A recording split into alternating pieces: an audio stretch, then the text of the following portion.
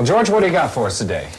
Mike, I'm doing a shot where I'm photographing with a number of different elements, tungsten and strobe. How come? Tungsten to give motion to the shot. The shot is a box taking off from a globe. And the tungsten light is one exposure where I'm giving it motion.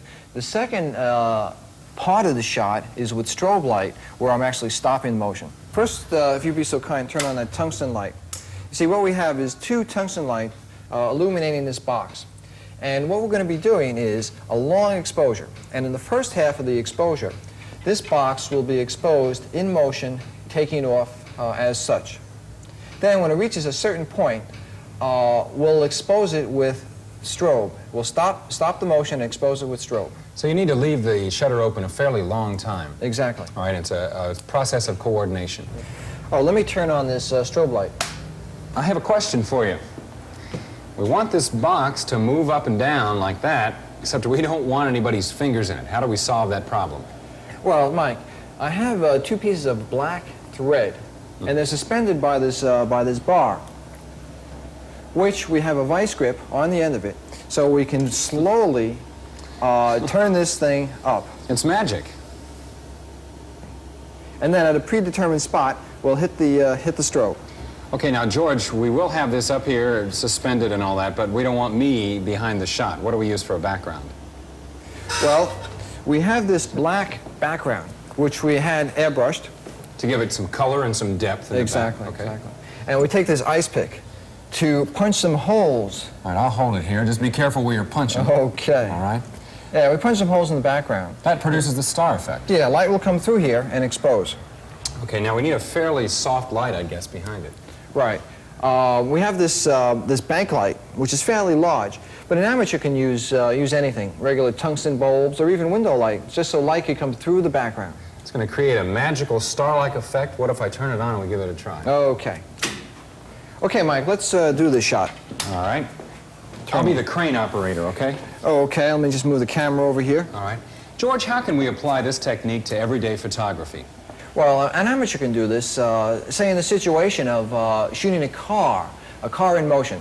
All he needs is a long shutter and then expose the car with the strobe at the end of the long shutter speed. A regular strobe off the camera would be fine. So you just leave the shutter open for a while, and at the last instant, fire that strobe. Exactly. Okay, let's do it here, all right? All right.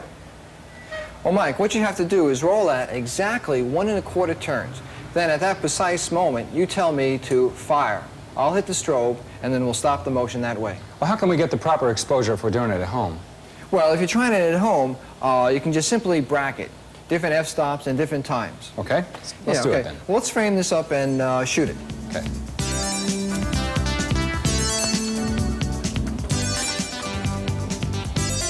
Okay, Mike, well, now we're focused.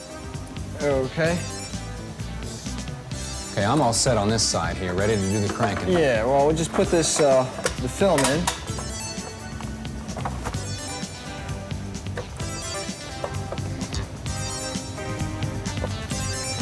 Okay, now, Mike, I'm going to be setting the lens on B and putting it to f/16. Once you start to crank, we're going to shoot. Go up.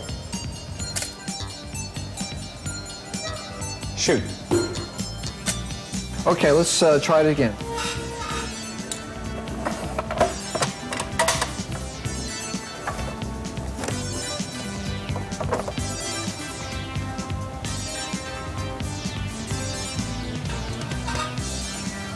Go up. So you got the shutter open. Okay. Ready. Great. That's it, huh? That's it. Let's try one more of those.